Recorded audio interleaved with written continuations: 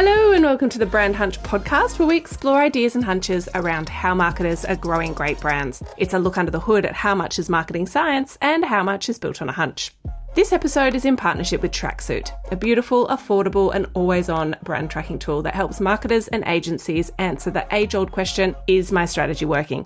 It's not enough to talk about great creative or reach. Your CFO wants proof that your campaigns are driving growth with the segments who really matter. Tracksuit makes it all possible without the six-figure price tag. In just 30 days, you'll have a live dashboard tracking your brand health over time, benchmarking against competitors, and surfacing boardroom-ready insights. We at Cello use Tracksuit. Many of our guests on the podcast have used Tracksuit. It's a really, really great tool. If you can't prove your brand campaigns have worked, you risk losing your budget. And if you can, you unlock growth. Check them out at gotracksuit.com. This episode is also brought to you by my newborn son, who you might hear making a guest appearance in the background. Before we get into it with our next guest, who I am so excited about, she's one of my favourite people, I just wanted to do a very cheeky plug for something exciting that we at Cello have recently put out into the world. At the end of last year, we ran a bunch of research sessions with some of the best marketing and brand leaders we could find to understand how they're embedding brand across their business. What emerged from these conversations was a picture of brand in transition, from a marketing responsibility to a business one. We uncovered a whole heap of really interesting insights, which we've pulled together into a beautiful report, and it's now available to view and download on our website. You can find the link in the episode show notes. If listening is more of your thing, we've also released an audio version where you can hear more of my voice chatting through what we've learned and how you can use these insights to inform your strategy for FY27. This is something we're really proud of, and we're hoping to continue doing these annually moving forward. We really hope you enjoy consuming it as much as we enjoyed creating it, and as always, would love to hear any and all feedback, mainly if it's positive, but also send me any feedback. We'd love to connect. That is enough from me. Let's get stuck into it. Today, my guest is Zhoe Low. Zhoe was among the first hires at July, the cool, chic luggage brand, joining as its marketing lead despite having no prior e-com or retail experience. She built her marketing foundations in tech startups, think CoinJar, the crypto platform, and Effective Measure, an audience measurement tool.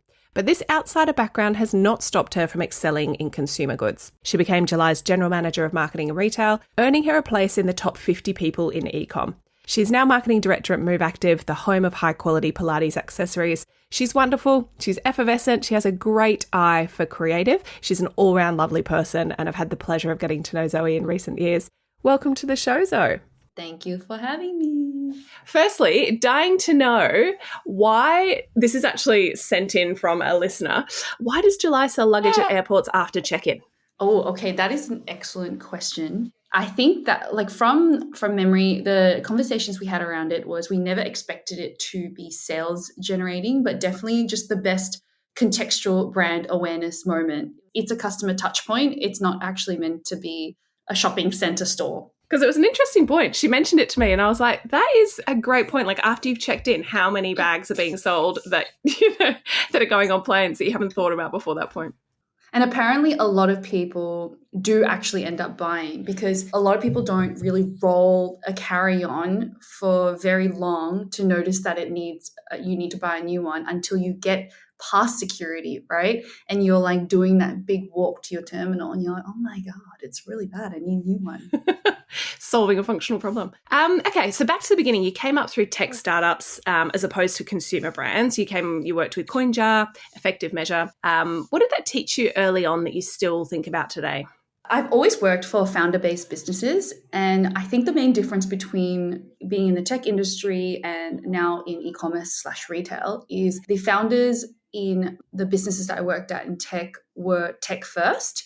And because of that, the culture was a lot more process driven. They're very, very focused on numbers and metrics. Not saying that you're not that way inclined in e-com and retail, but the nature of the founders, that is one of their fundamental core things that they focus on from the beginning. And that has stuck with me for a really long time, that if you have a good process in place for whatever it is, the consistency is natural and it's easier to do. Would you say now, coming into these later roles in your career, that process differentiates you maybe from other marketers, or sort of a bit of a superpower? 100%. And how do you think about process? I guess, what's your assessment criteria? When do you know when to sort of completely overhaul a process versus tweak? I always start with just chatting to the people involved in the process first, and you generally just get a good vibe of whether they know the best, and they would tell you like, this is absolutely cooked, we need to totally rehaul it. And sometimes they'll just be like, actually, it's actually just this part. And I find just chatting to people, you can just make the assessment of knowing where you go from there. And it very often, actually, you don't really need a full overhaul of the process and the platform and the stakeholders. Like, it's never really a full flip. Have figured it out. It's more just small tweaks here and there. And when you think about evolving or your own learning journey from a marketing perspective, how do you prefer to learn? Are you sort of technical, theoretical, or are you just give it a go and figure it out? Or are you sort of mirroring experts in your field? What's your way of learning? Just give it a go and figure it out. I wish I could say I was a lot more methodical actually after talking about process, but I think from my experience and where I've been, because it's always been startup land and early stage scale up businesses, the speed is really important. So I haven't had much time to think on things. And so you're just working on the fly and moving really fast. You were working at CoinJar when crypto was sort of, I guess, emerging. What did you take from your marketing days there that has kept you in good stead? Yes. Okay. So what was really interesting was, so I was in crypto, I think it was 2012. I should really remember this, or maybe 2014. I think it was 2014. It was way before the prices got to where they were today. And it became a very regulated industry while I was in it. And you weren't actually allowed to advertise on paid channels like Meta and Google. That was taking off at that time. And so when you have no ability to do that, but you have a restricted budget, so you can't do big out of homes, you can't do TV, you have to get really creative. So I had to learn how to do top of funnel. And you can't really use influencers. It's a little bit of a weird product to push back then, especially because it was so niche. So we ended up, the marketing strategy, a lot of it was events and partnerships and referrals. So it gave me a very interesting customer first, PR first strategy into marketing. Actually, now you still can't advertise on Meta and Google for that industry. So that's really interesting. It was fascinating, actually.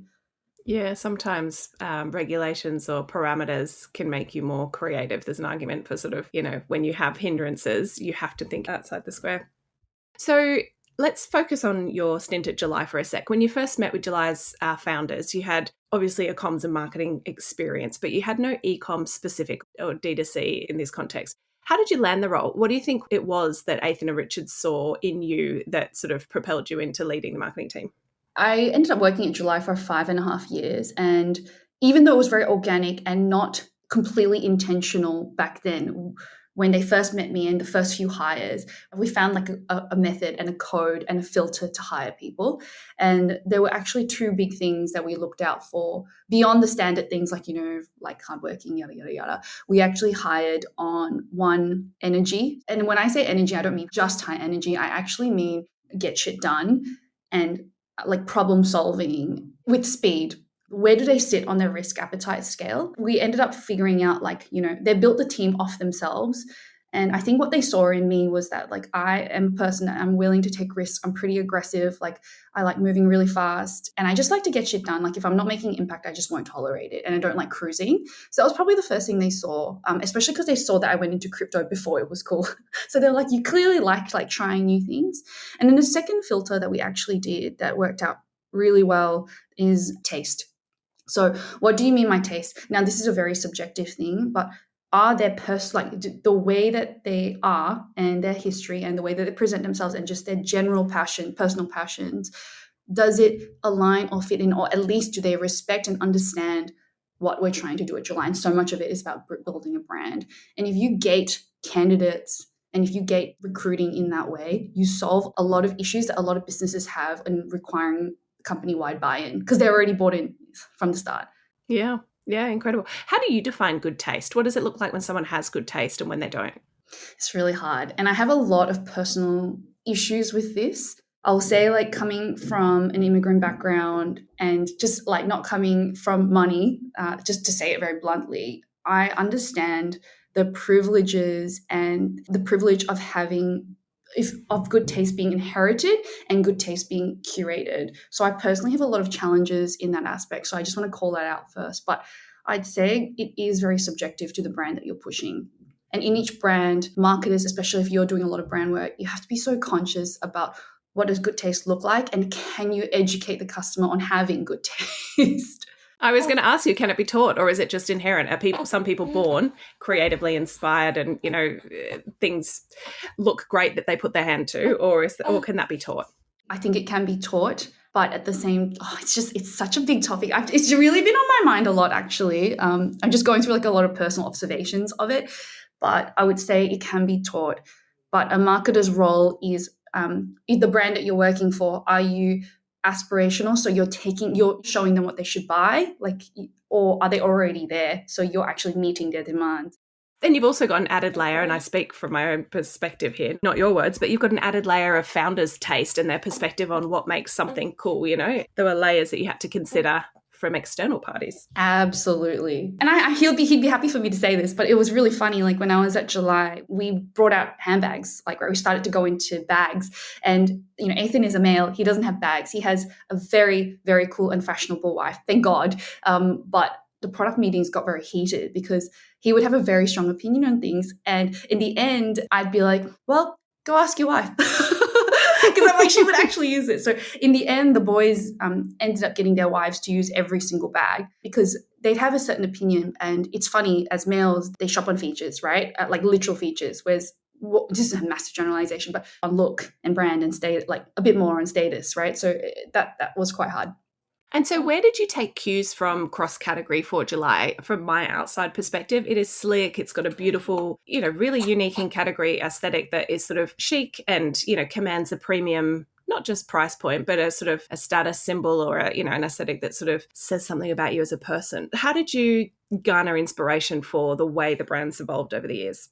I think in the end, if I look back on the journey, it was a lot about being premium. So at the start, we were selling on features, with the suitcase. No one had done a power bank in a suitcase before. And the design, the intention was for it, apart from the quality, was for it to look quite slick and clean and minimal. And when we introduced bags, the intention there was always for it to sit in the everyday use category for as many people as possible, but to always look way more premium than what was currently on offer in the market.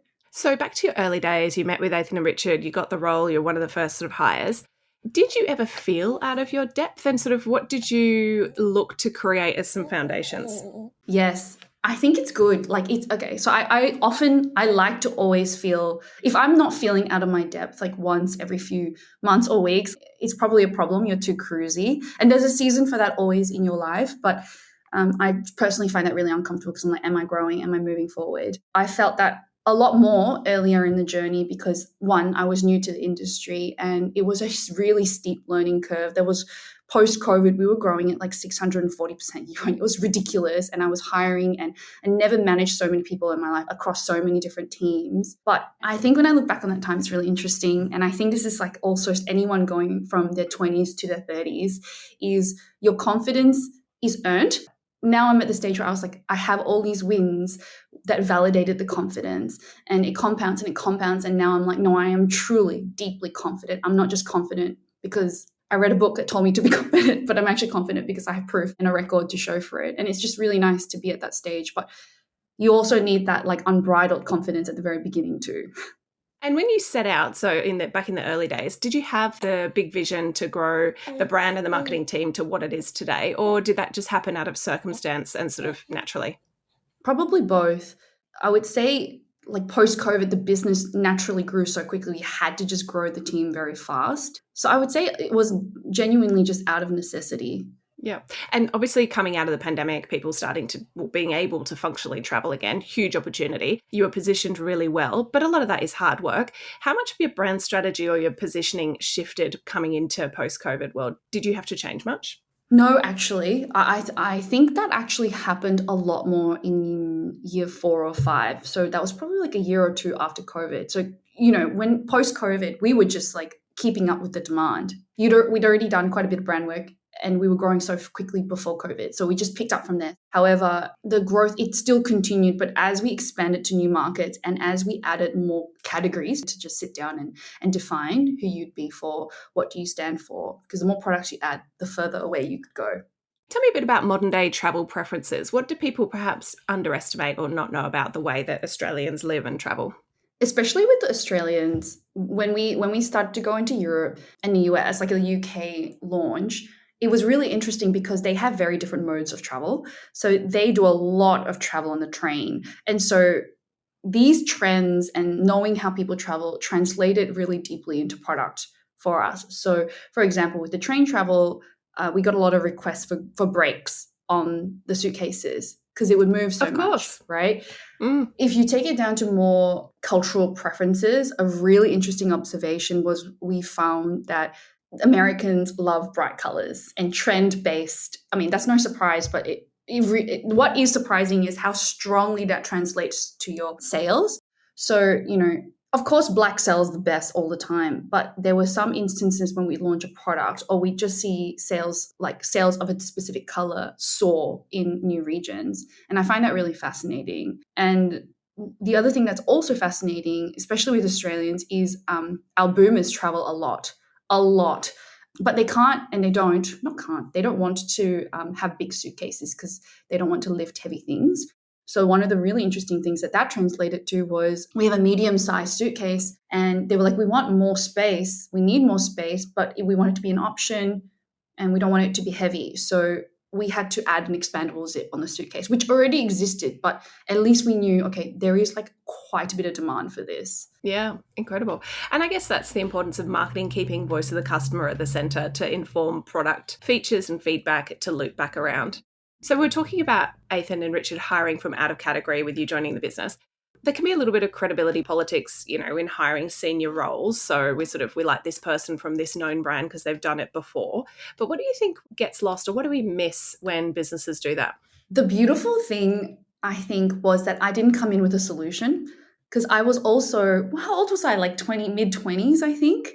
So I grew with the business and I didn't come in seeking to change. I came in to grow with and alongside. And that makes a world of differences. And also I came in on the tools, grew into a management role.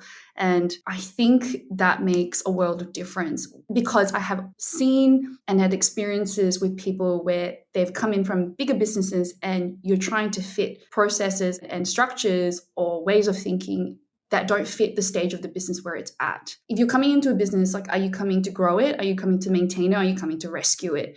And if you come from a business where you've been maintaining growth, I think anything under like 20% of growth, you think you have been growing the business. It's a bigger base. But when you come into a business where you're growing at like 100, 200, 300%, your methods don't apply. Like that, there is not enough speed in the strategies that you were using. It's funny, I've spoken to so many D2C brands who are just popping off and they're growing at this like triple digit rates.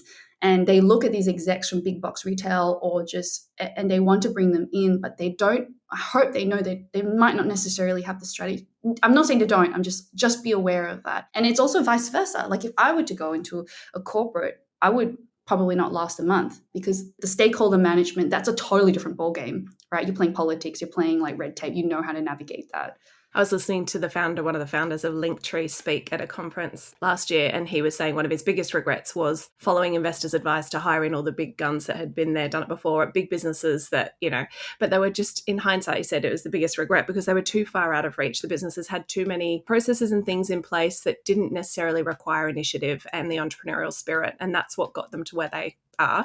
And in the end, they needed to rehire those roles to get them to the next level. And I imagine in a founder business, I mean, you've done this multiple times now, working with a founder surely has to be a lot more frictionless than, trying to tell a founder how things should be done. Absolutely. They're impatient and they should be, right? Their job is to be a visionary, is to be 5-6 steps ahead.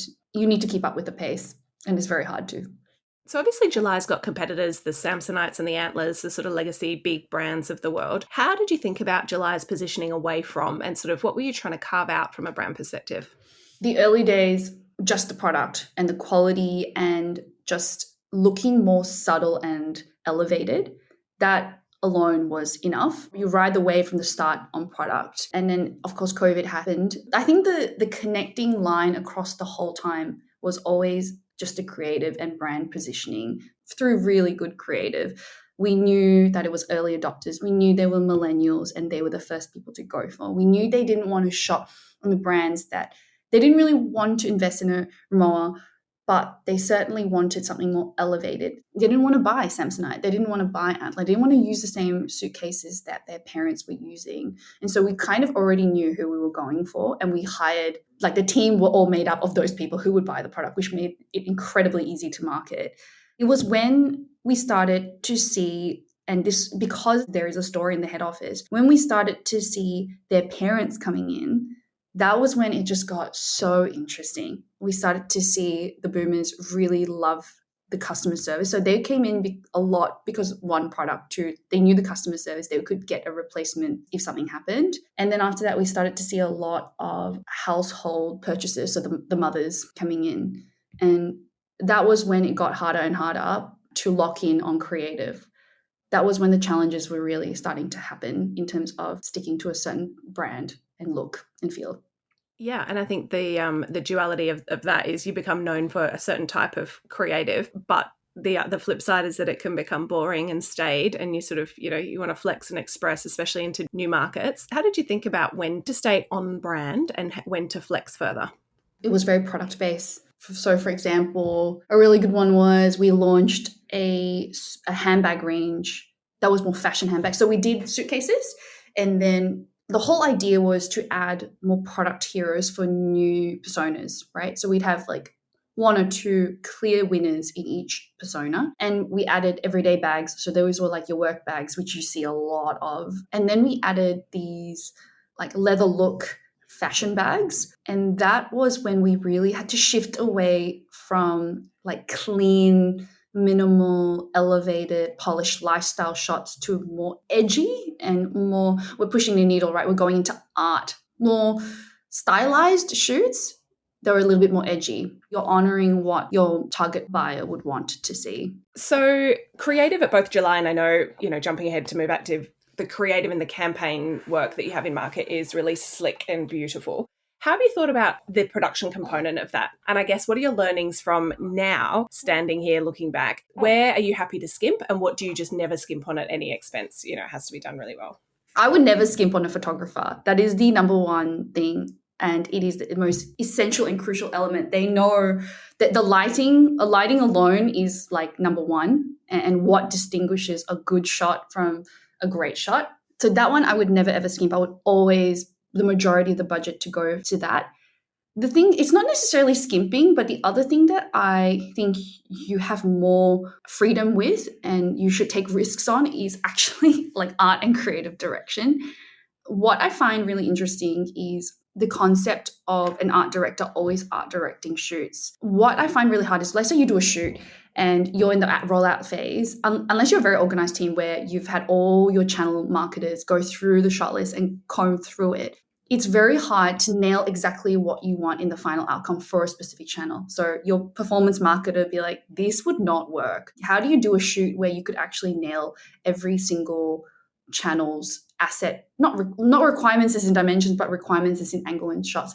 So what I would say then is the thing that where I've liked doing is actually giving different team members a go on art direction for shoots. And having different tiers of shoots where they have the autonomy to get, especially the channel marketers, exactly what they want.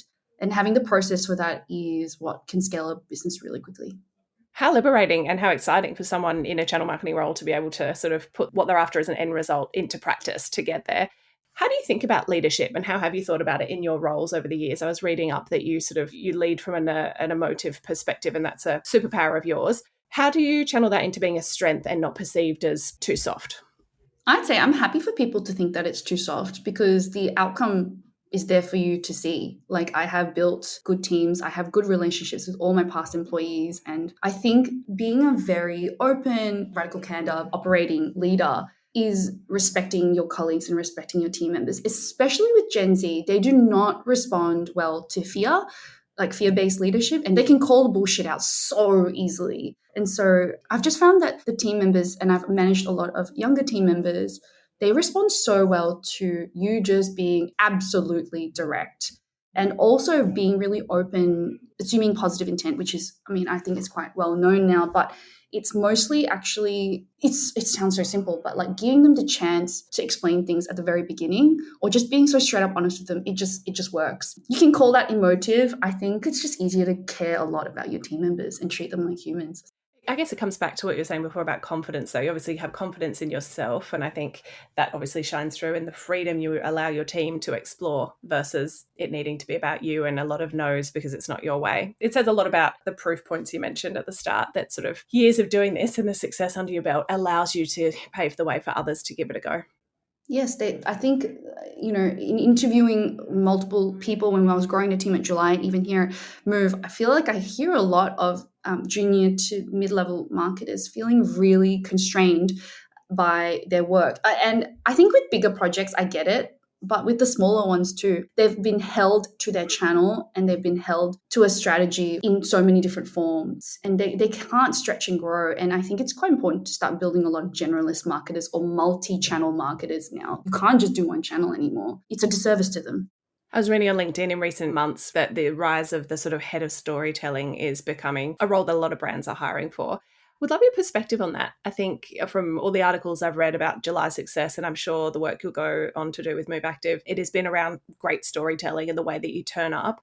Do you think we'll see more of these storytelling roles? And if you were to hire that sort of role, how would you put them to work?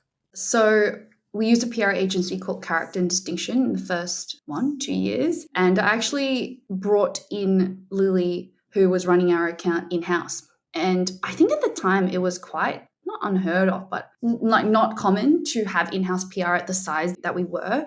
And I come from a PR background and did a PR degree, and I just knew this is like one of our strongest channels. I don't just want an agency, I want someone in-house sitting next to the founders, like constantly telling them, hey, this is what we need to do, because I could just see the power of it. And so could the founders. So we brought her in-house and it made a world of difference because everything was so consistent and there was just a clear string. And she obviously had a very full-time focused and vested interest in pushing that story through.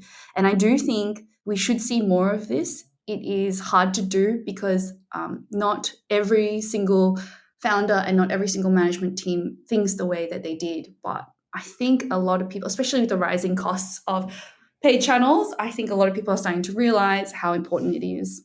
I guess you've got this macro trend too of, instead of PR in the sort of traditional sense, pitching stories to media, much more around the sort of earned story and what's the reason to believe, why should we care, in the rise of so many channels. It's something I want to explore in a different podcast from a PR agency perspective. What does PR 2.0 look like? And it sounds like from your perspective, a little bit of PR mixed with comms, mixed with sort of great copywriting and consistency across the business, probably with some process in there as well. So moving on to your role at MoveActive, where you are now, it's another founder-led consumer goods brand. What drew you to the role and to the Pilates-focused business? I walked past the office multiple times during COVID, so I had my eye on the brand for a really long time. It's really close to my house. After that, and back then they were just B2B, so they sold to studios. I'm also a Pilates girly. I saw it a lot everywhere that I went. And I also was like, oh shit, I actually use their socks. I started to track the brand. I used it all the time. And when this opportunity came up, they were hiring for a marketing manager, like a head of marketing. And the reason why it really attracted me, and after 5.5 years at July, and when I was looking for my next opportunity, my two requirements, well, the most important requirement was I want to build a great brand in the D2C space, and the product needs to be the almost or already the best in class in its category. And MoveActive just fit it. And the stars kind of just aligned. It offered the flexibility that I needed as a new mother. It was just really exciting because they were just starting the D2C channel and they were very, very invested in growing it. And so it just worked super well, especially because I am a Pilates princess. How did you go personally, going from building July into a renowned brand? Most people have heard of July, definitely most marketers would know of the brand, to MoveActive, where not many people, and if they have, quite a niche brand. How did you reconcile that as a sort of career move? Do you know, that was actually a very personal journey, right? I was so privileged to end up at July and to grow it and to end up in the role that I was. And I will actually accredit most of this to becoming a mother. It holds a mirror up to what you want in life and what actually is important to you. So it started off from there. But To me, the thing that I keep coming back to is, if you truly, this is like me saying to myself, if you truly want to look back and say the impact I did was making great brands and great teams, don't take the easy way out. Show me you can do it in a brand where they haven't done it yet. Like, can you do something from nothing? Not saying that there was nothing. The business is 15 years old, but they've not done D2C, like haven't really scaled D2C. Can you do something from nothing? That impact and that strategy is everything. I'm competing with myself. Can you do it again? And that's what drives me. Let's hope I can. Oh and right at the beginning, you were talking about the ambition and the sort of the willingness out of category at July, and now sort of starting from scratch again from a D2C perspective, almost proving to yourself that you can do it again, which is really exciting. You mentioned you're a Pilates girly. There is this sort of aesthetic out there, and it's become an identity that a lot of young women in particular have bought into. At what point does identity marketing become fragile? And do you ever think about people who enjoy Pilates that don't identify as sort of feminine, and how does the brand reconcile that? We are at that stage right now, right? So quite known for Pilates socks, and now going into accessories. So your weights, your mats, your towels. And Pilates as an industry now, there are a lot of footy players doing it. It started off as a physio thing, right? And now it's like the Pilates girlies thing. And you're starting to see a lot of emerging personas. And so for us, that identity marketing does still happen, but in a more nuanced way, in drops. So if you think about the product roadmap, we have drops for different personas, and we still cater to our OGs. Like if you are a very girly Pilates girl, you're more like neutral. We just do a lot of like just beautifully aesthetic but non-gendered, generically beautiful shoots for everyone, because it's becoming really mainstream. Like it's fully hit Australia, but it's actually not hit completely in other cities. For example, I would say it's definitely in New York, like it's definitely in the US States, it's definitely here. It's about to reach peak in Asia, for example. It's really exciting, and you're well positioned to capitalize on it over time. What are the plans for the brand as you move forward? What have you come into the role to achieve, and what are you staring down the barrel of? My big thing is for it to be seen as the top Pilates performance brand, like globally. And that's like a term that I just pulled out of a hat. But to me, anything to do with Pilates and eventually movement, like it's in the name, MoveActive, but that's a few years away. But, just being known for having the best of everything in the Pilates category. Brand marketing can be notoriously hard to measure. I mean, it is notoriously hard to measure. There's definitely been movement from a software and tools perspective in recent years. Are you ever challenged internally or externally by people to prove the ROI of your branding spend? The good experience I've had, which I'm so fortunate, is they never want clear ROI. They just want to know, how are you actually thinking about this? Like, where does this come through? Even if it's not one, like a clear metric, what are some just indicators that we need to look for? I think businesses like Tracksuit do help you get, like the survey platform Tracksuit. It helps you a lot with tracking it and putting some method around it, but it's not an all-in-one solution. It's probably the best solution out there so far, but it should be a combination of things, right? Organic traffic, your just general growth, volume of search terms, all that should all come together for a nice tracking of your brand efforts. What's your philosophy around influencers and brand ambassadors? I imagine it's fairly big in the Pilates space. How do you measure the true value of those partnerships? Again, akin to brand, is it hard to measure and you just have a bit of a gut feel that things are heading in the right direction? How do you think about it? Yes, it's very gut feel. And I'll actually go back to, it's less on quantity and more on quality, and just having a good team that can actually nail the community that the influencer or creator has.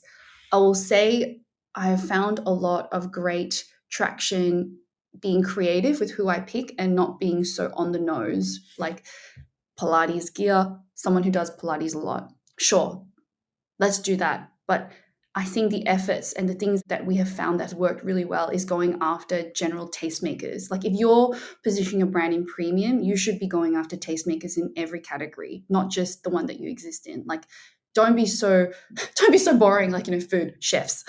I think a lot of brands are doing it really well. So it's been quite fun in that aspect. And in terms of measurement, not really, I think if you just got to trust your gut. And back to experience. And tastemakers in terms of, you mentioned taste at the start. There's lots of different ways for taste to be explored, and lots of different tastemakers out there. There's a brand called Bedthreads that do linen bedding that have a really great content strategy with architects and with interior designers and chefs and all different tastemakers that sort of almost embody or identify with the same core values and aesthetic as the brand, but they bring it to life for a new audience and in a new way. Do you put much time and thought into your own content strategy and the pillars and sort of how you turn up, or is that again a bit gut feel and sort of organic? It's happened pretty organically up till now, and we're trying to codify it. But we're also trying not to overly codify it, because once you start putting pillars in place, it's natural for you to just be so fixated on them that you're not open to new categories or new content. But then you also don't want to be completely wild so that you're just piggybacking off every trend. So I'm not there yet, but I'd love to find a nice balance at some point. I know MoveActive has got a loyalty program. How important is that to the brand? Do you think there's opportunity with the loyalty program? Obviously, you started off in socks. There's only so many pairs of socks somebody can wear to a Pilates class or gift to friends. Obviously, you've expanded from a product range perspective, but how does a loyalty program drive brand love over time? How are you thinking about that? It's so funny. I went to a book launch recently and I forgot what the author's name is. Oh, so terrible. But the book is called How They Get You, and he's a finance journalist. And his last name's Kohler. And basically... Chris Kohler. Chris Kohler. He's famous on TikTok. And one of the things he said is like, who gives a shit about loyalty? If you have a good product, I'm going to keep coming back. And I just laughed and I like literally chortled in the audience because that's true. I think the thing that maybe he didn't say was, I think you can't just do good product, you have to do the customer service too. And that's one of my biggest learnings from July is like the retention actually happens in the customer service piece because the experience continues to be good. And so that looks like at Move, yes, we have a loyalty program. It's definitely working very well for our B2B part of the business with the studios and supporting them. Could it be improved? Hell yeah, I want to do more to support these studios and all these small businesses. But the best thing within our control to assist them now is to just have the best products on market first, right? And grow the business, because the more we grow the business, the better position we position our brands, the better they're positioned. It just flows on to them. But yeah, in terms of loyalty, yeah, I'd love to work more on it at some point. You mentioned earlier about taste and the importance of taste and how humanly inherent that is. You've also just mentioned that July has done really well from great customer experience and customer service. How do you see both of those being impacted by AI? Do you think AI will scale and provide a better experience across both, or do you think it's the opposite? I think with like basic inquiries where the customer just wants speed and response times, yeah, hell yeah, the AI is going to help so much. Once it gets to the point, I still think it's not quite there. They're just like bouncing you around in the chatbot. But I think where customer service teams can win is with the more complex issues. You know, some of the best customer service like things that you could do is just pick up the phone and literally call them. Don't try and get the thread to be like a million messages long. So in short, I think, yeah, the basic stuff it's good for it to go to AI because they just want quick response time. The complex ones, yeah, you need a person forever and always. There are brands out there, maybe more so in the MoveActive space, like Aloe, who've curated whole worlds digitally across in-person events. They've got like a metaverse strategy. There's collabs and partners that sort of really try and push the boundaries in terms of how they exist. What can we expect from MoveActive? How are you thinking about the world in which you're creating from a marketing perspective? I'm just a bit skeptical about brand loyalty right now. Like as in like creating this world as in like, you know, expecting them to be head to toe in your brand all the time, directing so much of your marketing efforts towards it. I think it just feels a little off for me. I think if you're just focusing on great product and positioning it very nicely for consumer, whether it's problem solving for a specific need or like, hey, this is like a more elevated or a variant on what you like, that is a much better place for me to focus my efforts on. I'm not saying, I mean, for Aloe, they've probably already done all that. So this is just where they're at, right? They're like, we're in the business of creating worlds. But if you think about your friends and yourself, I look at the girls at the gym or in Pilates class, they're wearing 5, 6, 7 brands in one outfit. I just question whether the return is there in that aspect. And so on that note, do you have an ethos or rules of engagement that you sort of preach to your team? What are you sort of standing for, or what, from a just marketing department standpoint, what are you preaching? It depends on the team, but I think one of the big things is holding high standards for creative, but not saying everything has to be perfect, but more like that is like the one thing that we should always just guard and hold closely to our hearts. And I would say processes following the processes. It's a lethal combination. It's a really lethal combination, in my opinion.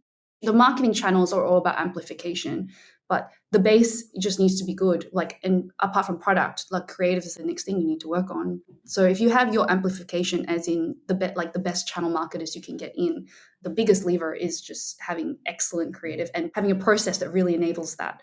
Both July and MoveActive's creative is chic. It's kind of, it's minimal. It's beautiful to look at. How do you continue to innovate and sort of, create campaigns that are differentiated, that are not sort of outwardly screaming for attention? They're quite sort of understated and premium. How do you reconcile that? If I look back, I would say letting different people do the art direction in your team. So like letting sometimes the marketers do art direction, even the product designers, especially, like that is a good way to do it. The other thing is we have relied on agencies or external parties to come in to shake things up every now and again. And that is a hard thing to do because you have to have tolerance for some creative just not nailing it. But if you can get to a point where you have the trust where you can have that, like not every single campaign needs to nail it creatively, then it's a good point to be. Do you think marketing's become too safe? No, actually, I think people are being very brave. They have no choice now but to really do drastic things and try new things to stand out. There is now becoming an even more level playing field more and more, right? If I think about 5-10 years ago, especially in the July days, right? Like Samsonite, Antler, none of the incumbents that we were competing on were doing paid advertising.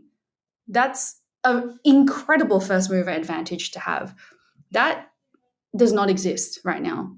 The playbook is known. They know what to do. And so in the playbook, and this is just constant, right? People just catch up, like things level out. And so if you just are a challenger brand, you have no choice but to keep iterating. So yeah, I actually think it's not actually becoming too safe. And if they are playing it safe, then they're going to die. How or if do you think about culture in your creative and your campaigns? When it comes to culture, that is a very hard one to do. I have actually just typically relied on the team to just be the first gatekeepers of that to make sure we're nailing it. And secondly, I would say sharing it company-wide or with like trusted friends, like the creative or even just campaign taglines early, if you have any doubt at all, has saved me quite a few times. A lot of people, it sounds simple, and I hope everyone's doing this already. We just have a standard chat GPT thread that we run through being like, check for everything. So this is now being more cultural sensitivities. So now I'm doing React like protection, but in that way we protect that side. And then being on the pulse with culture, you just have to have the right people in your team. Yeah. And how do you personally stay creative and inspired? I follow a lot of cool people on Instagram. I wish I had a cool... It's overly complicated. Follow a lot of cool people on Instagram, spend way too much time on it. And also, yeah, just try and get out and about, try to read, try and do cool things. You're a very cool person without trying to be cool, which I think is the coolest type of person. Just be yourself. Everyone's taken. That's such something a cool person would say. How do you define success from a personal perspective? I would say I would like to feel that at least 90% of my decisions that I make honor my priorities at the time. As a young mother, I have a 2-year-old toddler now. That has been incredibly hard to navigate because when your priorities shift so dramatically, you're used to an old mental model of going and making decisions, and you have to just build a new one now.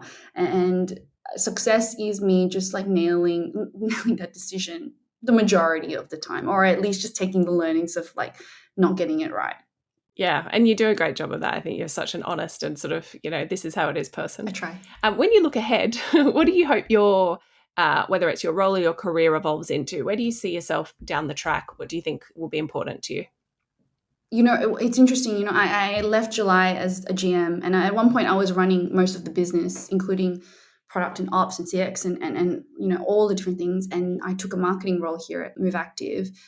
And to me, that decision was deliberate. I actually looked at what really fired me up. And to me, I just want to build great brands with great people. Taking roles like this and being in this world, to me, is where I can make the most impact in that. And of course, working with the best products in its categories. Something I know about you as a senior marketer is that you're still on set and, involved in campaign work and still involved in the creative, which not all senior level marketers are.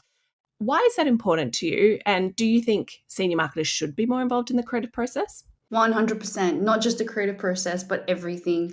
I think, you are a better leader if you know exactly what the day-to-day looks like for your team members. So one of my team, we're a small business at Move. One of my team members went on leave. She does EDMs. I had to do it for 2 weeks. And you know what? So much empathy.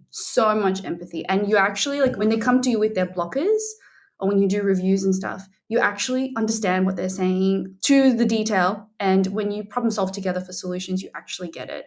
So I think that's like number one, like you actually become a very good leader because you have empathy for your team, you understand the channel. And two, I think the season for marketing executives and senior marketers who are not on the tools at all is over.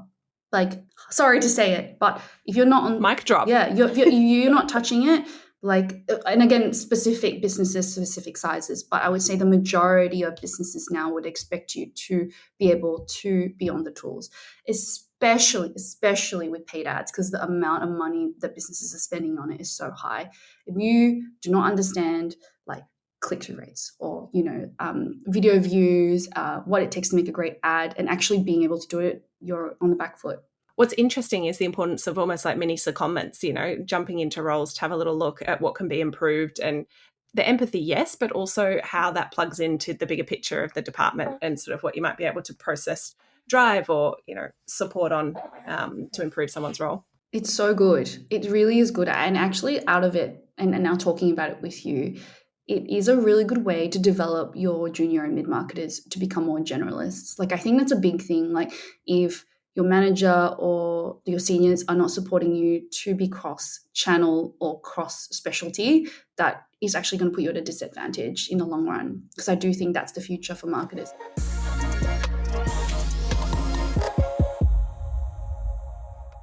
I've been percolating on this idea of great taste as a brand building asset for a long time. I think it's so closely related to having a hunch. Some people just have a really great ability to direct taste and understand what will work for customer audiences. And I think Zhoe embodies that. And it was great to explore taste as a fundamental pillar, where to skimp, where to invest, and how to get the most out of creative assets.